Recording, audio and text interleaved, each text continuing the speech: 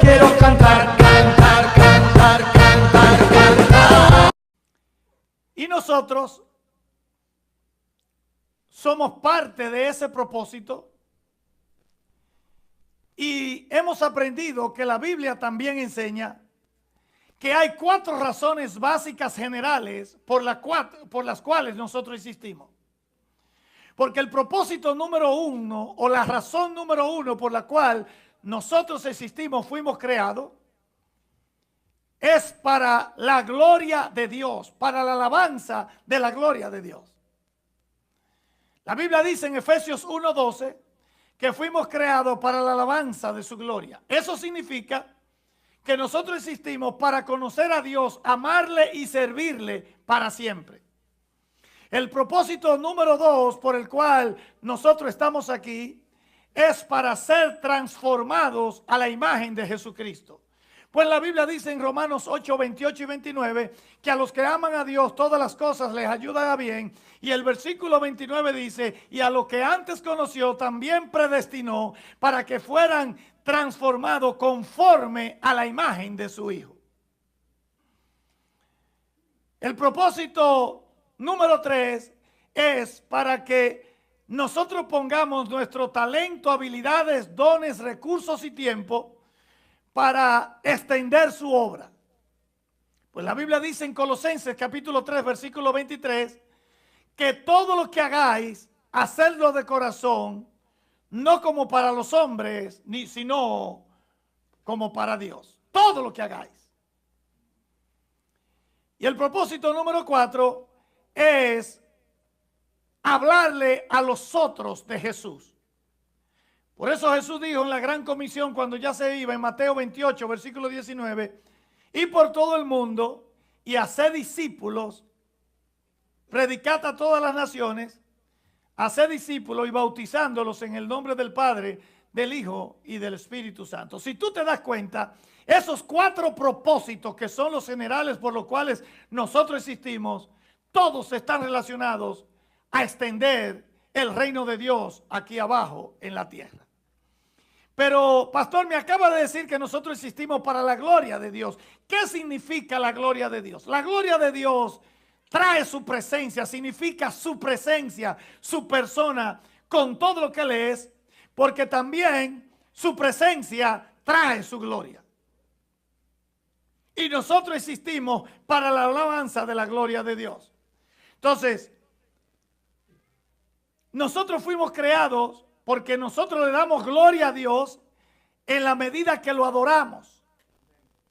Y la adoración no es solamente cuando yo canto a Dios, es todo lo que hago para Dios. Porque la adoración es un estilo de vida. Que cuando tú trabajes, te esfuerces en ser el mejor, porque tú trabajas para Dios y no para el jefe. Que cuando tú vas a la iglesia te dispone a llegar temprano porque tú tienes que darle excelencia a Dios. Que cualquier cosa que tú hagas, por eso la Biblia habla en 1 de Corintios capítulo 10 versículo 31, ponle atención a este pasaje, dice así, 1 de Corintios 10, 31.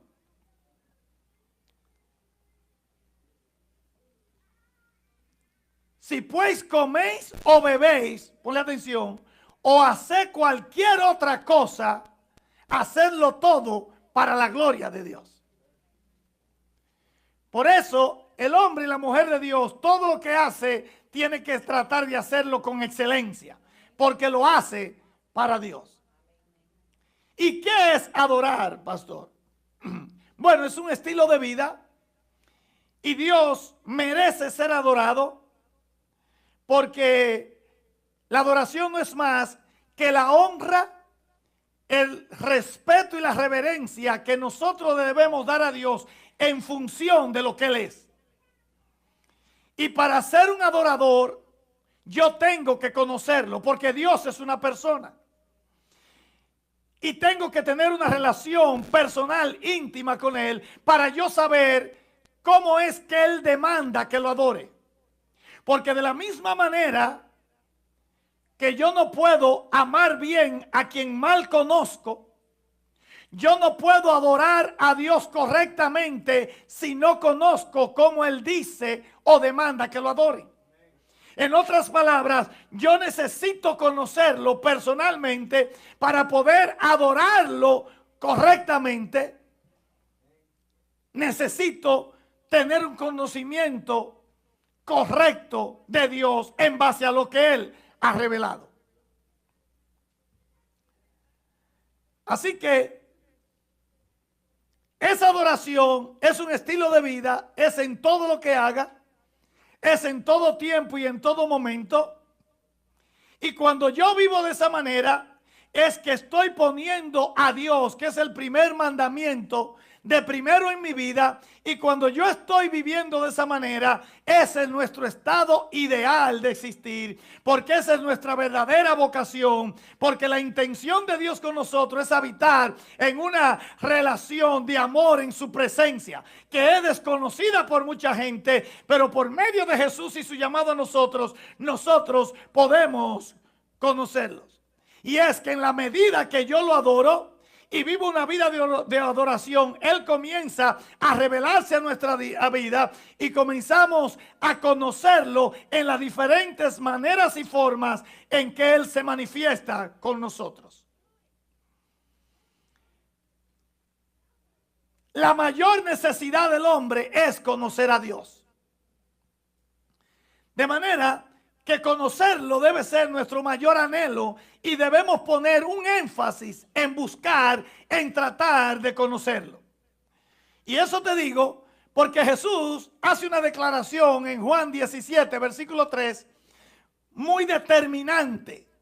Y Él dice, porque esta es la vida eterna, que te conozcan a ti, Padre, el único y sabio Dios, y a Jesucristo, a quien tú has enviado.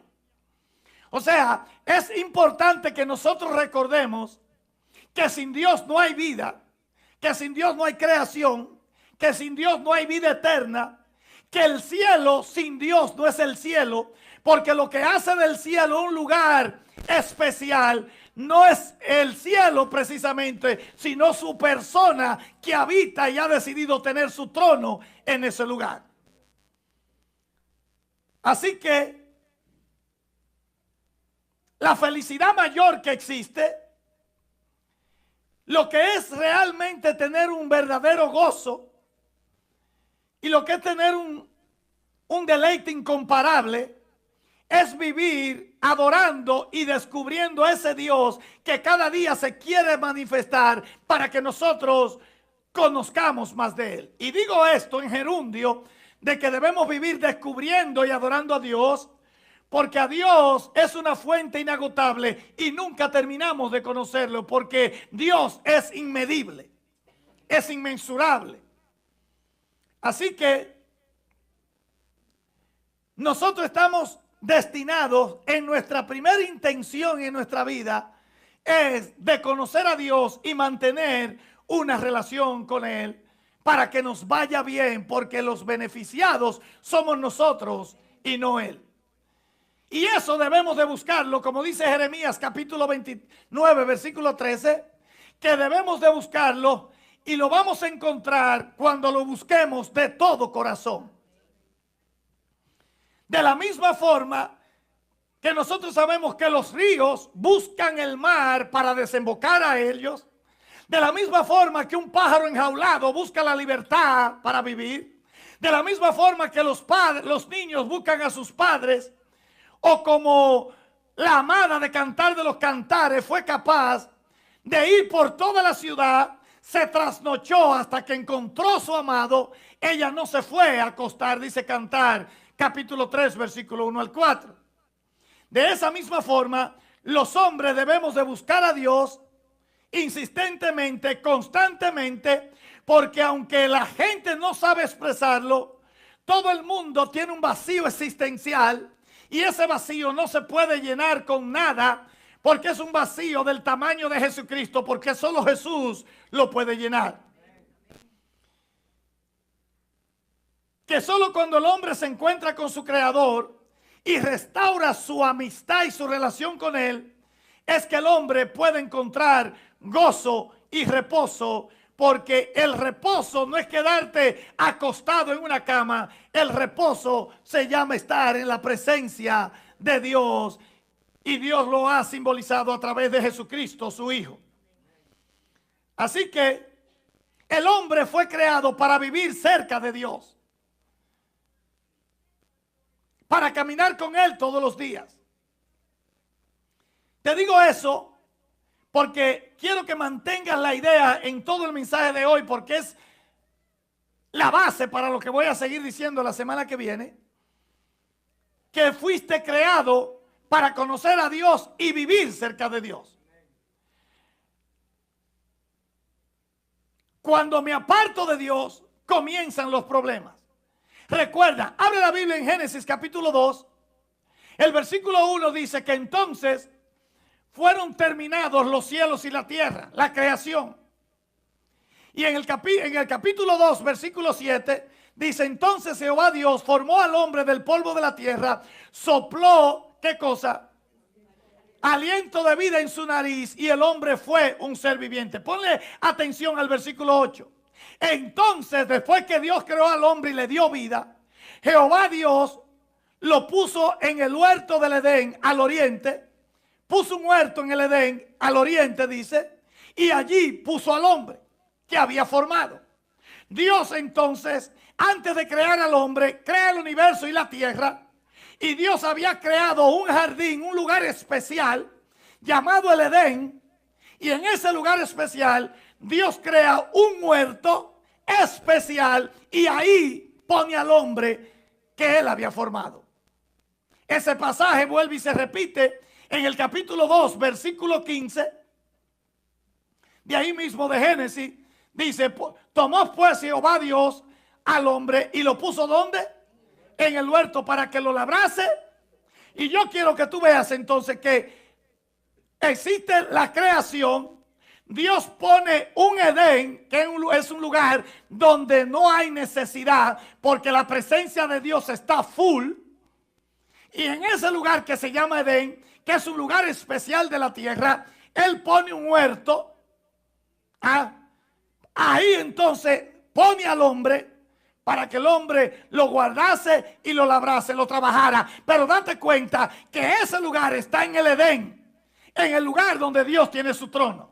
Porque Dios creó al hombre para que el hombre viviera cerca de él. ¿Estamos?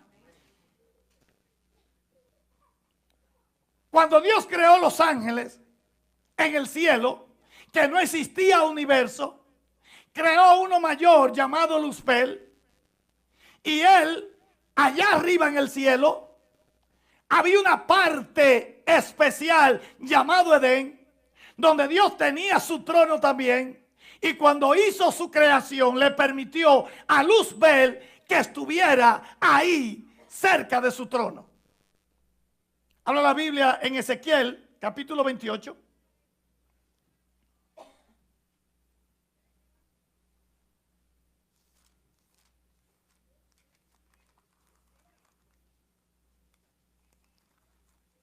Ezequiel capítulo 28, versículo 13, dice, en Edén, en el huerto de Dios estuviste, eso es allá arriba en el cielo. Está hablando de Luzbel. En el Edén, en el huerto de Dios, te está dando cuenta la similitud con la tierra. Y de toda preciosa era tu vestidura, con anillo de topacio, ónice, zafiro, todo eso. Desde el día de tu creación. Versículo 14. Tú, querubín grande protector, yo te puse ¿dónde? En el santo monte de Dios. Allí estuviste.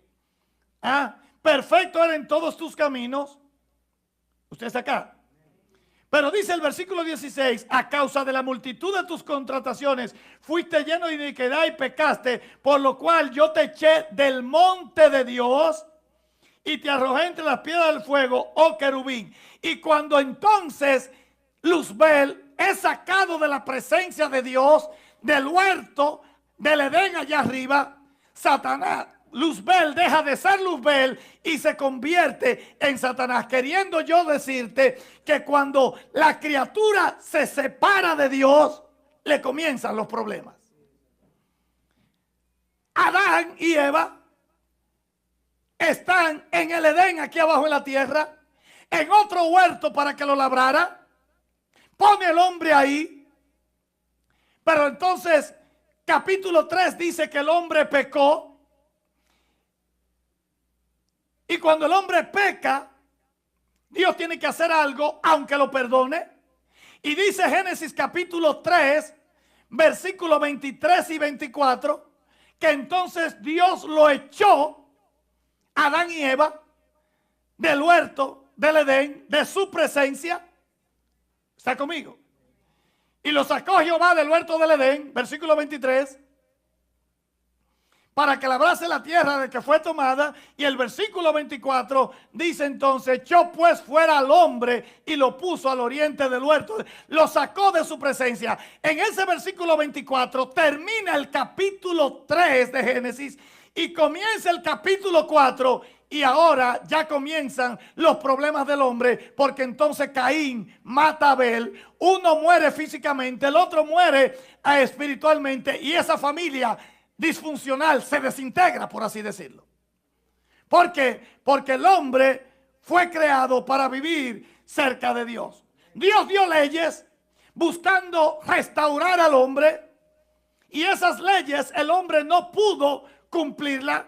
Y es por eso que cuando Dios decide restaurar su relación con el hombre, manda a Jesús, ¿verdad que sí? Y luego que Jesús hace lo que tiene que hacer, Dios había puesto un velo antiguamente que el hombre no podía pasar de ahí, porque el que pasaba de ahí moría, ¿verdad?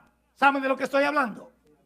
Pero cuando Jesús viene y muere, váyase a Mateo capítulo 27, versículo 50. Cuando Él expira o entrega el espíritu, que muere físicamente, dice el versículo 51 que después que Él expiró, versículo 51, dice que el velo que separaba la presencia de Dios del hombre se rasgó de arriba abajo, para que ahora el hombre pudiera tener acceso de nuevo al Padre. ¿Usted me está entendiendo? Es por eso que cuando usted va a Hebreos capítulo 4 versículo 16 dice: acerquémonos pues confiadamente al trono de la gracia para encontrar ¿qué?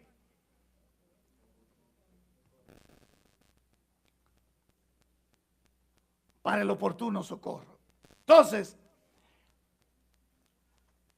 el Antiguo Testamento era: cuidado si te acercas, porque si te acercas mucho caes fulminado. Pero Jesús viene y rompe con eso, y ahora las puertas del corazón de Dios y del cielo están abiertas de par en par, y el mensaje es completamente diferente. Cuidado si te alejas. Dile al que está a tu lado: cuidado si te alejas. Cuidado si te deslizan. Porque cuando me aparto de Dios es que comienzan los problemas. Entonces, sin Dios no hay vida eterna. Sin Dios no hay gozo. ¿Qué hizo el hombre cuando entonces fue separado de Dios antes de Jesucristo venir? El hombre comenzó a inventar formas de buscar a Dios, y el resultado fue muy frustrante. Porque es ahí donde aparecieron las religiones. ¿Y qué es una religión? No es más que algo, un pensamiento, un movimiento que el hombre inventa para buscar a un Dios que él mismo se imagina y forma en su mente. Y el hombre entonces le pone reglas de acuerdo a su criterio, de acuerdo a sus pensamientos, y por ahí tenemos muchísimas religiones, grupos filosóficos, gente pensando, buscando, haciendo yoga y meditando para tratar de encontrar a Dios. Y Dios entonces lo que hace, que mientras el hombre hace eso, Dios manda a Jesucristo para mostrarle el rostro de Dios a la gente, y para que el hombre pudiera encontrar el camino único y verdadero para llenar esa necesidad, que no es más que restaurar la relación perdida del hombre con Dios. Y de la misma forma que el hombre en Génesis capítulo 11 trató de ir al cielo sin Dios y trató de hacer una escalera, así también el hombre, a través de sus propias creencias y religiones, trata de llegar al cielo, pero no hay sino un solo camino, y Dios lo dio por medio de Jesucristo. Así que todo ser humano tiene un vacío existencial que no puede ser llenado con nada, solamente cuando encuentra a su Creador. Así que Dios en su misericordia siempre ha saciado el hambre y la sed de aquel que lo busca insistentemente, porque lo que yo te quiero decir en esta mañana es que Dios está disponible para conocerlo. Pero Dios no está en baratillo. Dios sigue siendo Dios. Y podemos conocerlo. Y el deseo es que tú lo conozcas. El deseo es que lo conozcas para que camines con Él, para que estés cerca de Él, para que te vaya bien. Porque nosotros vemos en toda la Biblia, el asunto es que Dios quiere darse a conocer porque Él sabe que el hombre lo necesita. Moisés le dije a Dios en Éxodo capítulo 33, versículo 17, en un momento, le dice a Dios: muéstrame tu gloria, yo quiero ver tu gloria. Y Dios se le revela más adelante y la gloria de Dios quedó reflejada en el rostro de Moisés. ¿Sí o no? ¿Usted está acá? Isaías le dice: te he buscado de noche y de madrugada, y mientras tanto dure el espíritu en mí, yo te buscaré. Y Dios viene: tú me andas buscando y estás pagando el precio. Isaías capítulo 6 dice que Dios se le revela y le muestra a Dios allá mismo sentado en su trono. David le dice: mi alma te anhela y yo quisiera estar en tus atrios todos los días. Necesito ver tu presencia. Y David fue saciado con los ríos de agua viva. De manera que aquel que busca a Dios, Dios va a hacer algo para manifestarte y que tú lo conozcas de alguna u otra manera. La Biblia dice que nosotros éramos enemigos de Dios en otros tiempos, antes de conocerlo. No lo buscábamos, estábamos lejos de Él y por eso vivíamos con un vacío que nada ni nadie lo podía llenar. Había preguntas que nadie podía responder. Habían temores que nos tendían a vencer. Había una soledad que nos asaltaba y no teníamos un porqué. Hasta que nos encontramos con el Creador y Él devolvió la paz y el reposo. Porque yo quiero que tú recuerdas que Jesús es el reposo. Que Dios no te da la paz. Que Dios no te envía la paz. Que Dios es la paz. Y para tener la paz de Dios, tienes que tener al Dios de la paz. Y para tener al Dios de la paz, tienes que conocerlo y tienes que tener una relación con Él. Dios incluso nos reta de buena manera, porque Él dice: vengan y pruébenme. El Salmo 34, versículo 8. Venid, probad, qué bueno es Dios. Qué bueno es Dios. Dichoso el hombre que confía en ti. Así que, de ese mismo modo, Dios de múltiples maneras se ofrece, se manifiesta para que nosotros lo podamos conocer. ¿Usted me está siguiendo? Porque es el deseo, el interés de Él que nosotros lo conozcamos. No que Él nos conozca a nosotros. ¿Acaso Él no fue que nos pensó? Nos creó y nos dio forma. Que nos atrae, ¿verdad? Declarando de que aquellos que miran al Señor tendrán una alegría radiante y nunca serán dejados solos ni defraudados. El asunto que te trato esto es porque hay mucha gente yendo a iglesias, escúchame bien, y no yendo a iglesias, que creen conocer a Dios, y eso es un gran error cuando realmente no lo conocen. Porque para yo conocerlo, tiene que ser de la forma que Él dice que hay que conocerlo. Y Él tiene múltiples formas. Porque hay gente que lee acerca de Dios y cree que lo conoce. Hay gente que habla acerca de Dios y piensa que lo conoce. Yo puedo leer libros, yo puedo estudiar teología, yo puedo recitar la Biblia, y sin embargo no conocer al Dios de la Biblia. Hasta se puede servir a Dios en uno o más ministerios y realmente no conocerlo. Yo puedo escuchar sermones, yo puedo predicar y realmente no conocerlo. Puedo adoptar incluso la cultura o el vocabulario cristiano de gloria a Dios, aleluya, bendiciones. Y no conocerlo. La Biblia ilustra de diferentes maneras, con figuras, la relación de Dios con los hombres. Y siempre lo relaciona o lo ilustra como un padre con su hijo, un pastor con su oveja, un esposo con su esposa, un alfarero. Pero te das cuenta que lo común en todo eso que yo te he mencionado es que demanda una relación personal entre dos seres, Dios y la persona. Así que el conocer a Dios es una relación personal, no es algo mental, intelectual, emocional, sino una relación de comunión íntima, y es un proceso que se extiende por toda la vida. Y de la misma manera que para tú conocer a una persona íntimamente, tienes que pasar tiempo con esa persona, tienes que conocer a esa persona, tienes que hablar con esa persona, tienes que escucharla, y llega un momento que tú aprendes hasta por teléfono a distinguir su voz, porque ya te has relacionado tanto que tú distingues entre muchas voces por teléfono, tú puedes distinguir a esa persona. Bueno, así pasa con Dios, que para poder distinguir su voz, para poder conocerlo, yo tengo que escucharlo, yo tengo que tener esa relación, ese tiempo con Él, tengo que tener tiempo de calidad con Él a solas. ¿Usted entiende lo que estoy diciendo? Y es así como yo puedo llegar a conocerlo. Así que nosotros vivimos en una guerra espiritual entre el bien y el mal, porque Él quiere que tú lo conozcas, pero hay uno que no quiere que tú lo conozcas.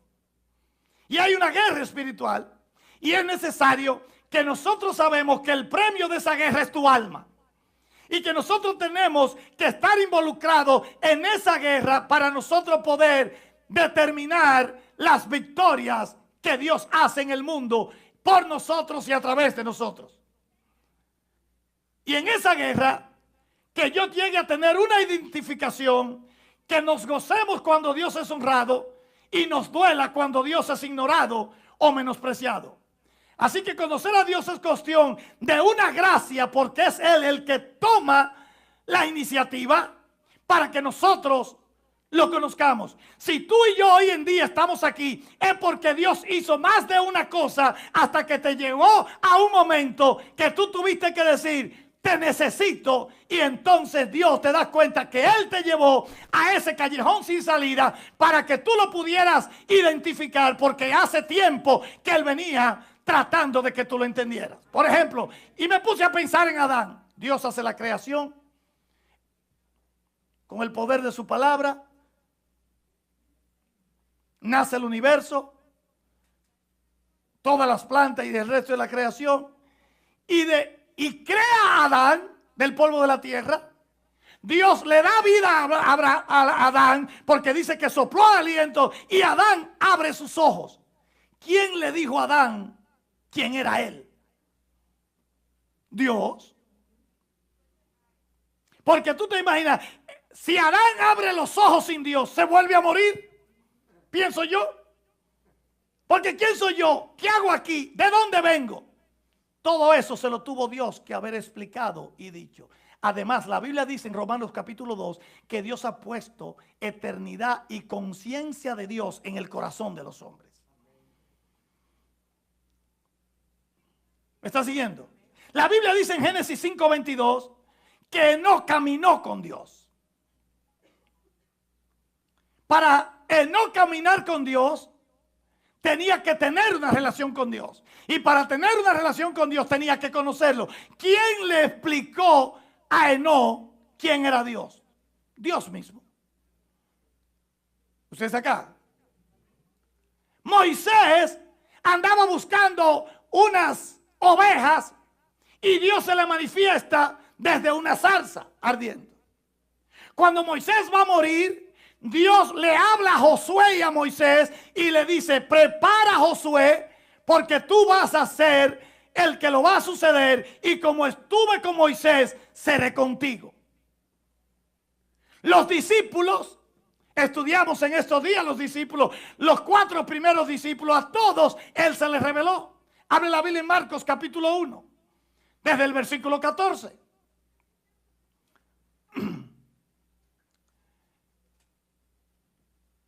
Dice que después que Juan fue encarcelado, apareció Jesús en Galilea predicando el evangelio del reino y diciendo, dice el versículo 15, el tiempo se ha cumplido, el reino de Dios se ha acercado, así que arrepentíos y creed en el evangelio. Versículo 16 dice que andando por el mar de Galilea se encontró ¿a quién? A Simón, que eso es Pedro, y a Andrés su hermano, y estaban echando las redes, y él le dijo, venid en pos de mí y os haré pescadores de hombres. Dice que ellos dejaron las redes, dejaron los botes y se fueron tras de Jesús. Y yendo más adelante se encontró ¿a quién? A Jacobo, hijo de quién? De Zebedeo, y a Juan su hermano, que remendaban las redes, y también le dijo lo mismo y ellos le siguieron. O sea, a los discípulos Él también se les reveló, y si tú y yo estamos aquí es porque Él también se nos ha revelado, porque es Dios, porque necesitamos caminar con Él y conocerlo. ¿Usted está acá? La iniciativa siempre comienza en Él.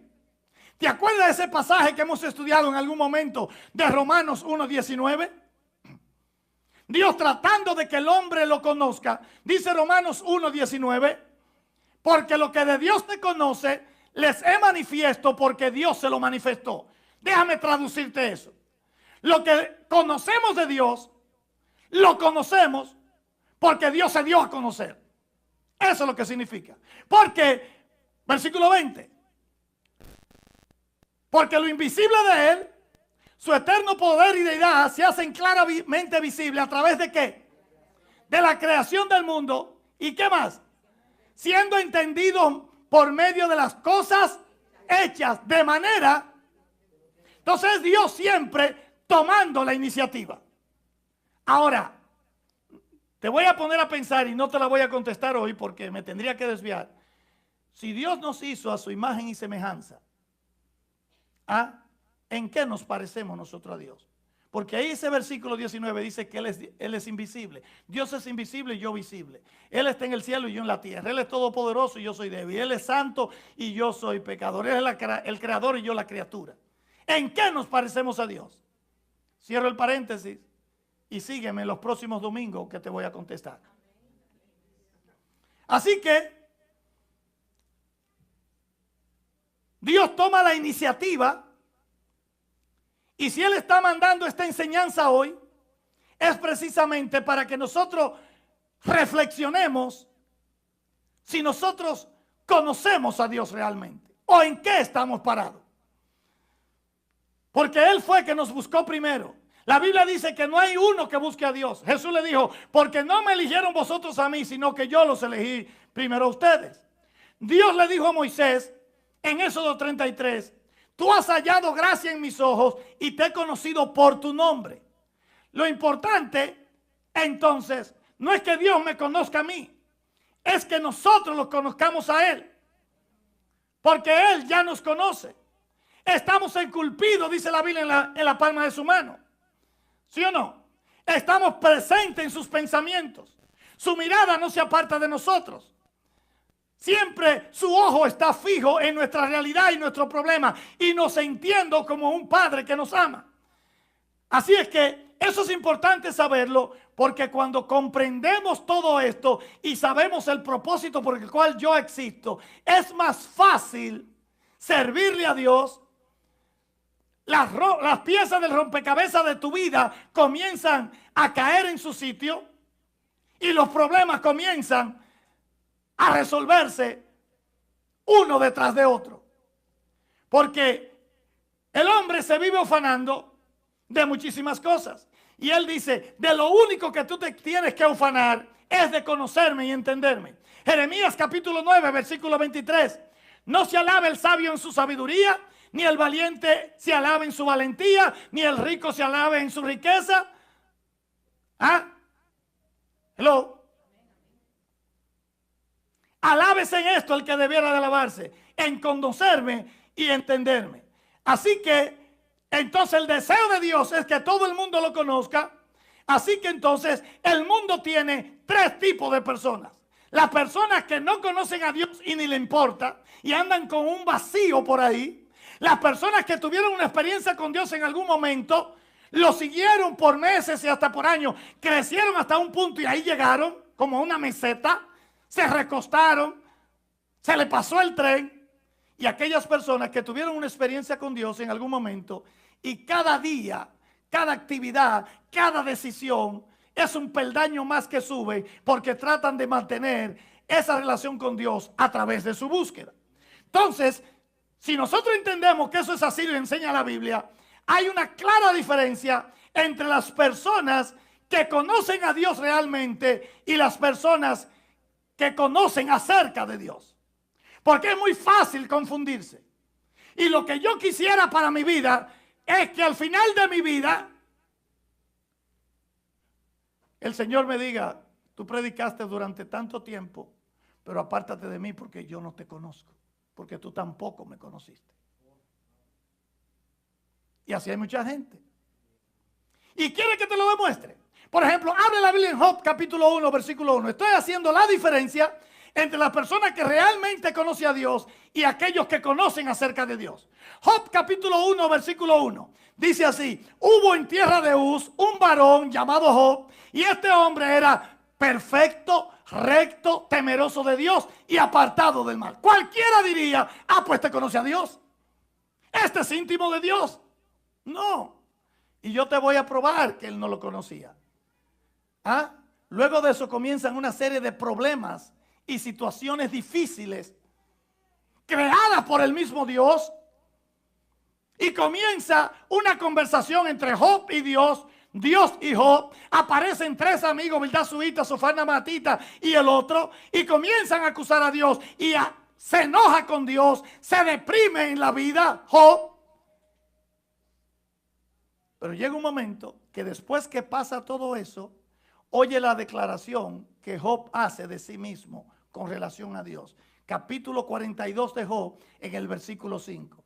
Después que pasa todo eso, entonces él declara y dice, de oídas te había oído, pero realmente ahora mis ojos. Entonces, claramente está diciendo que hay gente que conoce a Dios y hay otros que creen conocer a Dios o viven creyendo en Dios a su manera y no es a la manera de nadie. Pastor, ¿y entonces qué hacemos? Bueno, la gente que conoce a Dios tiene sus características y vamos a ver algunas de ellas. Número 1, la gente que conoce a Dios tiene un alto sentido de la obediencia. Y el ejemplo principal, aparte de Jesús, es Abraham.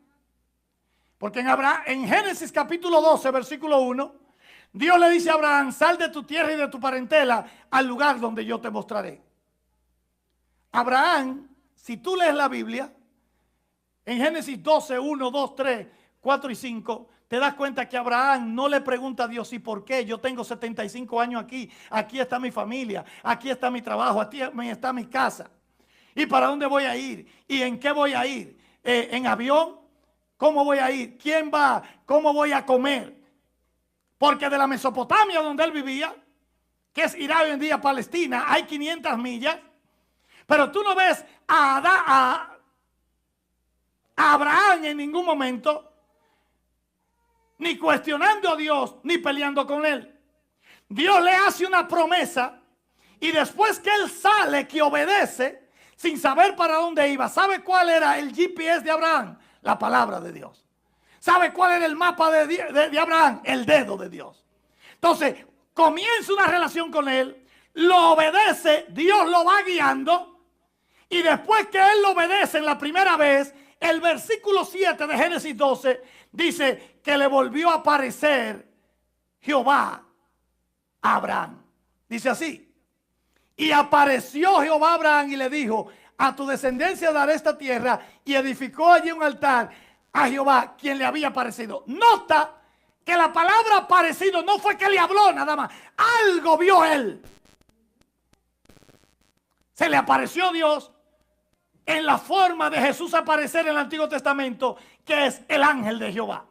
Entonces, Dios le habló, pero él obedeció. ¿Usted me está siguiendo? ¿Ah? ¿Cuál fue entonces? ¿Por qué Abraham es el padre de la fe? Porque obedeció a Dios. Y fe es confiar en Dios. ¿Cuál fue el problema de Saúl por el cual Dios lo desecha? Por la desobediencia reiterada. Primera de Samuel capítulo 15 versículos 22 y 23. Cuando ya él desobedece ya tercera o cuarta vez corrida a Dios, entonces Samuel lo enfrenta y le dice en Primera de Samuel capítulo 15 versículo 22, le dice: Saúl, ¿se complace Jehová tanto en holocaustos y víctimas como en que se obedezca la palabra de Jehová?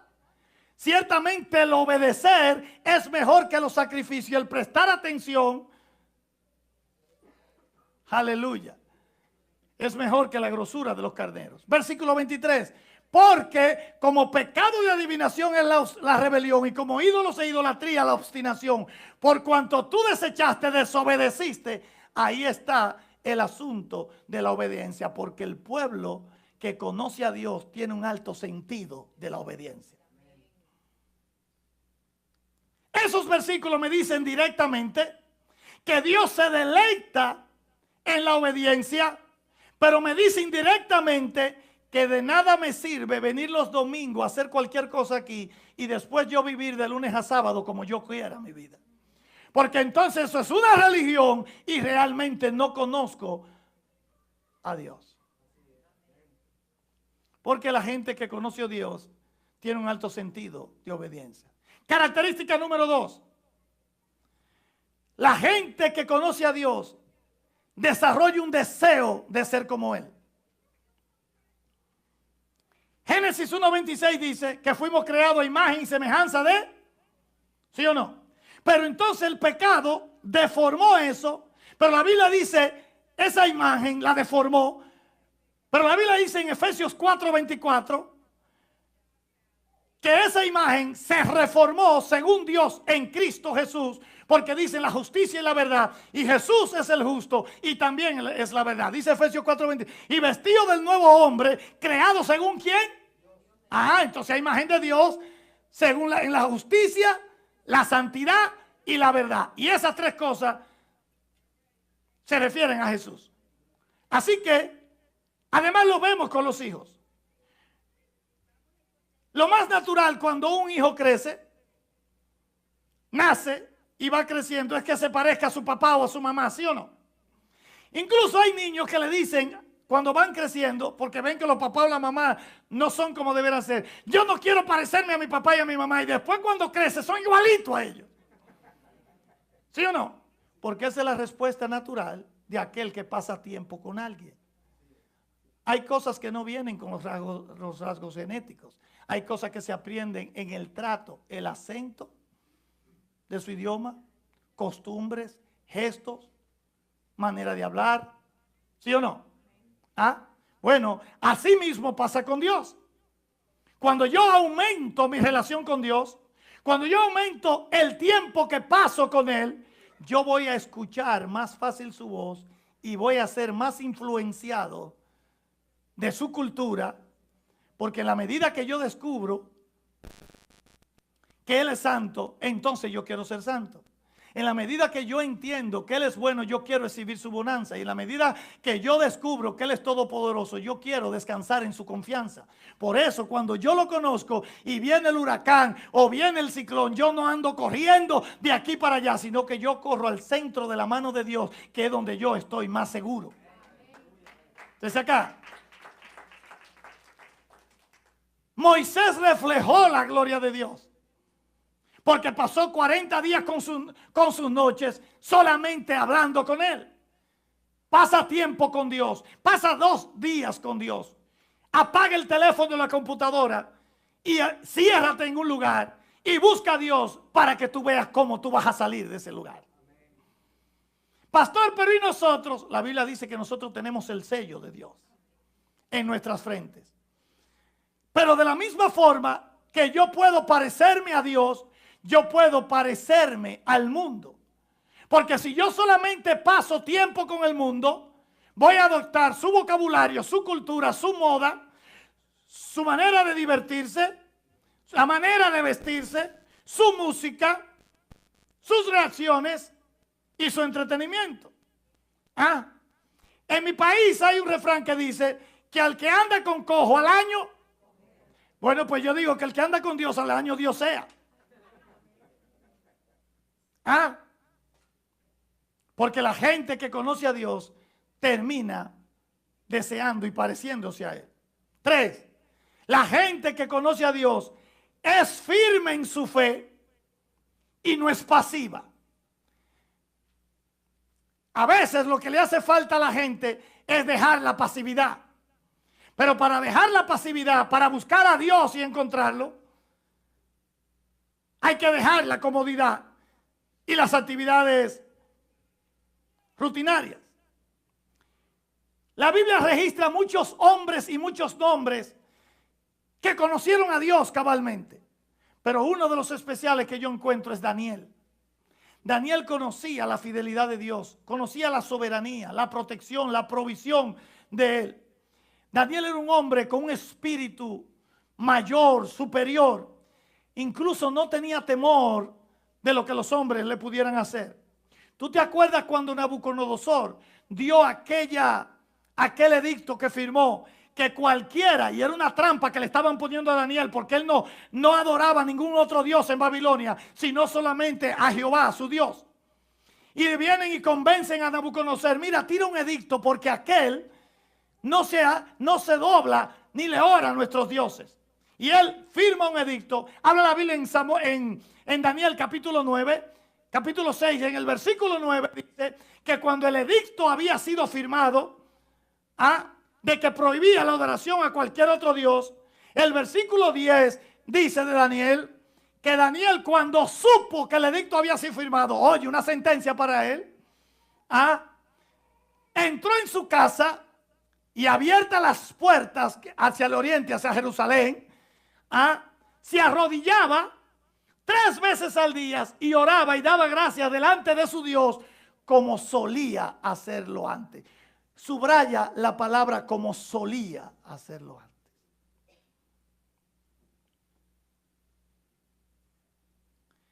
Él no solo no dejó de adorar a Dios, él lo hizo en público, porque el hombre que conoce a Dios siempre levanta bandera cuando su Dios es desoído, cuando es irrespetado, que cuando alguien o algo deshonra a su Dios, no se queda pasivo y se levanta a hacer algo por su Dios. Por eso Daniel escribe en el capítulo 11, versículo 32, hablando hacia el futuro. Usted está conmigo. Estoy poniendo una base para lo que voy a hablar la semana que viene. Porque la necesidad mayor del hombre, déjame decirte, es conocer a Dios, amarle y servirle para siempre, no durante un tiempo.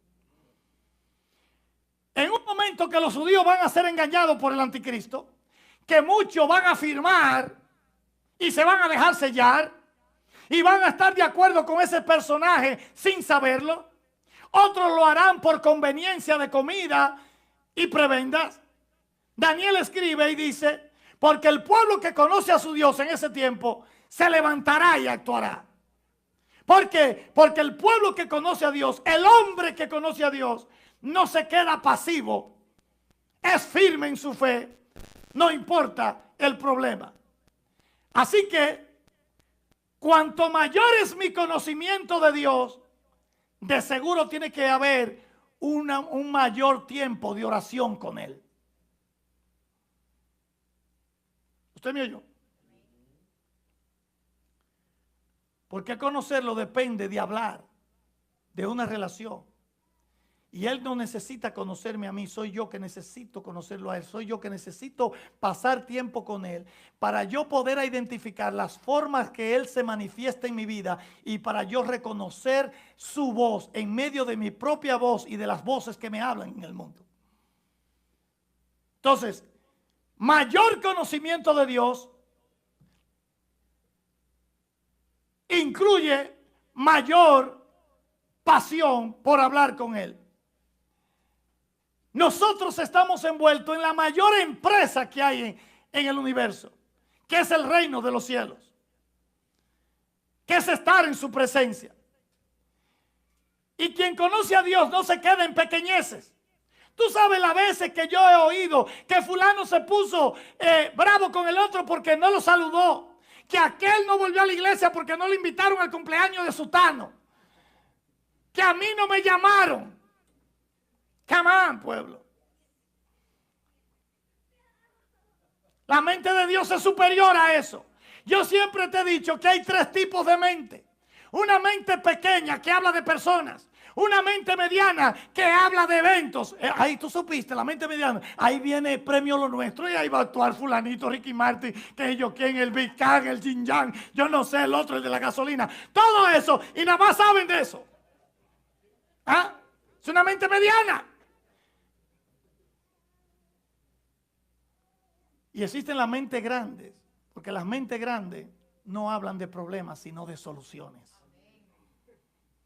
Daniel era un hombre de esa talla. Tenía una mente superior. Estaba por encima de todas esas cosas. Hasta tal grado, y eso es una evidencia de que conocía a Dios, que cuando Dios le revela a él el sueño que tiene, para decírselo a Nabucodonosor, le da la interpretación y oye la mayor declaración de conocimiento de la soberanía de Dios de un hombre bíblico fuera de ella, le encuentro, eso es personalmente yo, en Daniel capítulo 2, versículo 20 al 22. Después que Dios le revela el sueño, Daniel habló y dijo, ¿están conmigo? Sean bendito el nombre de Dios de siglo en siglos, porque suyos son el poder y la sabiduría. Él muda los tiempos y las edades, quita reyes y pone reyes, da la sabiduría a los sabios y la ciencia a los entendidos, revela lo profundo y lo escondido, conoce lo que está en tinieblas y con él mora la luz. ¿Tú has escuchado a alguien tenga un entendimiento, una convicción del control de Dios? ¿Tú sabes lo que Daniel está haciendo ahí? Daniel está diciendo ahí que su Dios, el Dios de Israel, es Rey de Reyes, Señor de Señores, que controla el tiempo, que el cielo gobierna la tierra, que gobierna Nabucodonosor, aunque Nabucodonosor no lo sabía, pero por esa declaración llegó a conocerlo, un poquito de él. Él está diciendo que Dios es quien escribe la historia, que la historia no es más que lo que Dios dice. Todas esas cosas que yo te acabo de decir, era lo que llenaba la mente y los pensamientos de Daniel, y era lo que llenaba la mente y los pensamientos de aquel que realmente lo conoce. Escucha, hablamos hace como algunas 5 semanas acerca de que Dios quiere que yo lo conozca y hace cosas para que yo lo determine, para que yo sepa que Él existe. Porque Él quiere que yo me nazca la fe. ¿Sí o no? ¿Y qué es fe? Confiar en Él. Pero Dios no es un Dios estático. Él comienza hoy con algo pequeño en nosotros, o grande para ti como tú lo quieras llevar. Pero Él no se va a quedar ahí.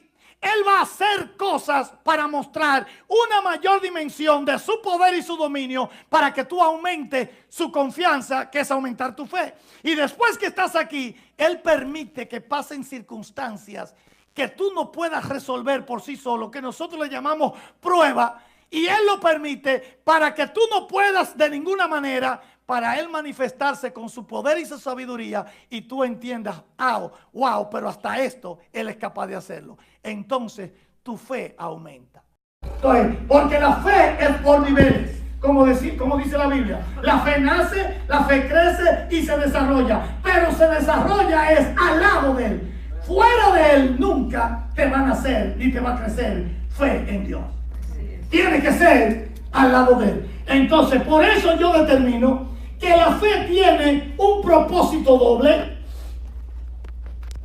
La prueba tiene un propósito doble. Aquel que esté pasando por una prueba, ¿que dónde está Dios? Tranquilo, escucha esto.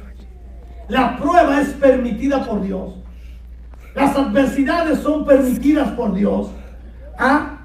Porque es la mejor manera de Dios demostrarte su poder y su sabiduría, y que tú puedes seguir creyendo en Él. Y es la manera de Dios aumentar tu fe después que Él resuelva el problema. ¿Usted me está entendiendo? Así que si tú le estás siendo fiel a Dios, porque hay veces que nosotros nos metemos en el problema y ya esos son otros $500. ¿Ok?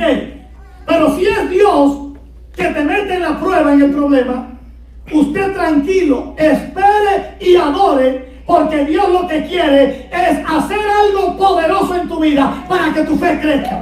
De manera que si tú estás en alguna situación, hermano, la solución es sencilla. Clama y espera en Dios, porque el poder de Dios está a punto de manifestarse. Daniel y los hombres bíblicos sabían a lo que se metían. ¿Quiere ver que Dios honra la fe cuando tú tienes fe y cuando tu posición no fluctúa? ¿Quieres verlo? ¿Tú te acuerdas de Jeremías? ¿Están conmigo? ¿Usted se acuerda de Jeremías? Que Jeremías, cuando hablaba, lo bofeteaban, le querían cortar la lengua, lo pusieron preso, lo pusieron en un cepo, lo querían matar constantemente y no salió corriendo. Resulta que la Biblia habla la Biblia en el libro de Jeremías.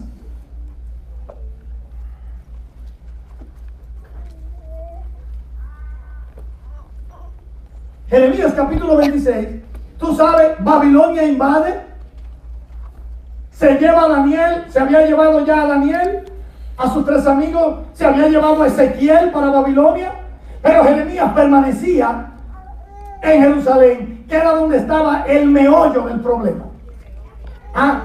En los tiempos de Jeremías había otro profeta de Dios a la altura de Jeremías, que cuando la cosa se puso difícil se fue a esconder para Egipto. Yo voy a dejar esto porque Egipto era el lugar más seguro, más lejos para él esconderse.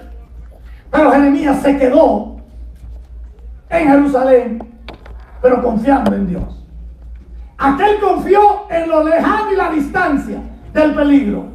Jeremías se quedó en el centro del problema, confiando en Dios. Capítulo 26, versículo 20.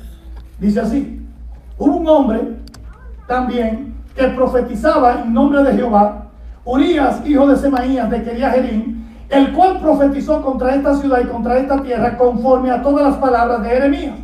Y oyeron sus palabras el rey Joacim y todos sus grandes y todos sus príncipes, y el rey procuró matarle, e entendiendo lo cual Urías tuvo temor y huyó a Egipto. Y el rey Joacim envió a hombres a Egipto, el Natán, hijo de Acor, y otros hombres con él a Egipto, los cuales sacaron a Urías de Egipto y lo trajeron al rey Joacim, el cual lo mató a espada y echó su cuerpo en los sepulcros del pueblo, del vulgo. Pero la mano de Ahicam, hijo de Safán, estaba a favor de Jeremías para que no lo entregasen en la mano del pueblo para matarlo.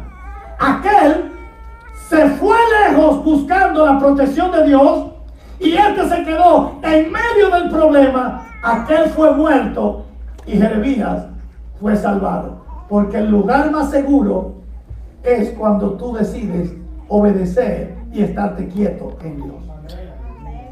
¿Quieren ver cómo terminó Jeremías? Aquel termina muerto. La cosa se pone peor porque hubo una segunda invasión de Nabucodonosor, hubo una tercera invasión de Nabucodonosor, destruyen el templo, se roban los vasos, matan miles de judíos, y ahí está Jeremías en el centro del asunto. Y la que está a tu lado, quédate donde tú estás. Quédate en el centro. Confía en Dios, que ahí Él va a levantar bandera por ti. Y dice en el capítulo 39 de Jeremías, el tiempo pasa, versículo 11, después que lo ponen preso a Jeremías, Nabucodonosor da una orden y dice: Nabucodonosor había ordenado a Nabuzaradán, el capitán de la guardia, acerca de Jeremías, diciendo: tómale y vela por él, no le hagas mal a alguno, sino que harás con él como él te dijere. ¿Tú estás escuchando? Versículo 14. Entonces enviaron y tomaron a Jeremías del patio de la cárcel y lo entregaron a Gedalías, hijo de Ahicam, hijo de Safán, para que lo sacase a casa y vivió entre el pueblo. Yo quiero que tú vayas al capítulo 40 de Jeremías, versículo 4 y versículo 5. Este hombre está en el centro del huracán y el mismo que mandó, que está creando el problema, que es Nabucodonosor, que lo manda a poner preso, ahora le manda a decir: y ahora yo te he soltado hoy de las cadenas que tenían en tus manos. Si te parece bien venir conmigo a Babilonia, ven, y yo velaré por ti. Pero si te parece bien venir conmigo a Babilonia, si no te parece bien, déjalo. Mira, toda la tierra está delante de ti. Ve a donde mejor y más cómodo te parezca. Versículo 5. Si prefieres quedarte, vuélvete a Gedalías, hijo de Ahicam, hijo de Safán, al cual el rey de Babilonia ha puesto sobre toda la ciudad de Jehová, y vive con él en medio del pueblo. O ve a donde te parezca más cómodo ir. Y le dio el capitán de la guardia provisiones y un presente, y le despidió. ¿Qué estás enfrentando? Confía en el Señor, que esta prueba lo que va a desatar es que su poder se manifieste, tu fe va a aumentar y Dios se va a glorificar. Así que cuando vienen las pruebas, hay gente que te va a aconsejar a tu mismo pensamiento: no, pero mira, es que tú tienes que ir por aquí, por allá. No, el testimonio de los apóstoles todavía es el mismo. Hay que obedecer a Dios antes que a los hombres, porque cuando tú lo haces, tú vas a encontrar la paz que encontró Daniel y Jeremías, y lo que encontraron sus amigos y los hombres bíblicos. Y déjame decirte que no hay paz como la paz de aquellos que tienen su confianza puesta en su Dios. Entonces, el hombre que conoce a Dios es firme en sus convicciones. ¿Y sabe lo que Dios está haciendo con todo esto? Dios está buscando gente apasionada. Oye, el que conoce a Dios no hay que pedirle que ore. El que conoce realmente a Dios tiene pasión por venir a estar en su presencia. Porque a mayor conocimiento de Dios, mayor tiempo en su presencia, y te sale de ti mismo. Dios con esto se ha propuesto reconquistar algo que se había perdido, que es el corazón del hombre. Dios lo expresó de muchas formas, con gestos, palabras, con hechos portentosos, tangibles, visibles, para que nadie le quedara duda. Porque Dios no es el creador y el dueño de todo. Dios pudo dar un solo mandato y decir: todos los hombres me tienen que amar, y aquel que no me ame, aquel que no me ame, que caiga fulminado. Pero Dios tiene un corazón misericordioso y lleno de amor, que en vez de cada vez que él, enojado, quería decir que iba a destruir su pueblo por la rebeldía del pueblo, por el pecado del pueblo, lo que hacía era que renovaba su misericordia para salvar al hombre. Porque Dios lo que quiere es conquistar el corazón rebelde del hombre. ¿Y por qué Dios no lo fulmina o no lo hace a base de la fuerza? Porque Dios es entendido y sabe que nada por la fuerza dura para siempre. Que por la fuerza alguien que lo ame va a ser transitorio, temporal, y que no va a ser sincero. Pero si Él conquista con su inmenso amor el corazón rebelde del hombre, esa adoración va a ser genuina y va a ser para siempre. Por eso es que Él dice: con cuerdas de amor te he atraído. Por eso es que Él dice: te tengo esculpida en el centro de mi mano. Por eso es que dice: estos son los 7 ojos de Jehová que recorren toda la tierra, para no apartar mi misericordia de cada uno de mis llamados. Por eso la gente que conoce a Dios ama a Dios. Y cuando tú amas algo a alguien, a ti no hay que pedirte que lo hagas. Tú lo haces por ti solo. Te piden que vaya una milla y tú vas la milla extra. Porque el pueblo que conoce a Dios, ama su presencia y ama su ley. ¿Cómo resume Jesús los mandamientos? Amando tres entes. Son dos que mencioné, pero hay uno implícito. Amarás al Señor tu Dios con todo tu corazón, con toda tu mente y con toda. Y amarás a tu prójimo como a ti mismo. Tú eres el implícito. Entonces, cuando tú amas a Dios, aprende a amarte a ti. Y ahora tienes capacidad para amar al otro. Entonces, Dios nos reconcilió con Él en base a su amor. Ha puesto su amor en nosotros. Ha puesto su palabra. Usted me está siguiendo. En nosotros. Porque de la misma forma que Él pagó el precio por amor para reconciliar por medio de Jesús a ti con Él, así Él te quiere reconciliar otros a través de ti. Porque Él nos dio el ministerio de la reconciliación a nosotros. Colosenses 1:21 dice: y a vosotros que en otros tiempos erais enemigos de Dios en vuestras mentes haciendo malas obras, ahora os ha reconciliado. Efesios capítulo 2, desde el versículo 11 me habla de esa reconciliación, hablando de la reconciliación de los judíos que se creían más que todo el mundo y el resto del pueblo de los gentiles. Y te lo voy a abreviar desde el versículo 14, Efesios 2:14, y con esto termino.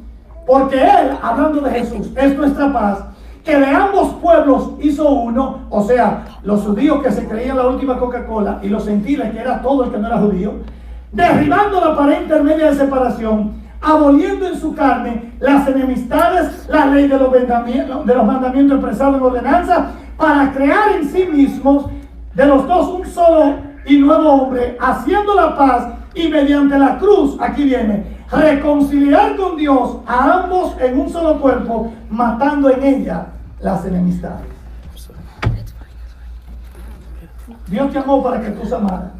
Dios te perdonó para que tú perdonaras. Dios te reconcilió para que tú seas el instrumento para reconciliar a otros con Dios. Hoy, yo no sé usted, pero yo estoy contento. ¿Sabe por qué? Porque es un día de reconciliación. Es un día de que el hombre se reconcilie con Dios. Y aunque tú seas del pueblo de Dios, tal vez estaba un poquito allí. Dios quiere que te ponga en la raya. Pastor, ¿es que me equivoqué? Dios no te ha dejado. Reconcíliate con Él. Después de la reconciliación del hombre con el hombre, Dios quiere que el hombre se reconcilie con el hombre. Que el hermano se reconcilie con la hermana. Que el esposo se reconcilie con la esposa. Que los hijos se reconcilien con los perros, con los hijos. Y la pregunta es: ¿habrá algún valiente que reconozca, que se atreva a reconocer que tiene a alguien a quien perdonarle algo?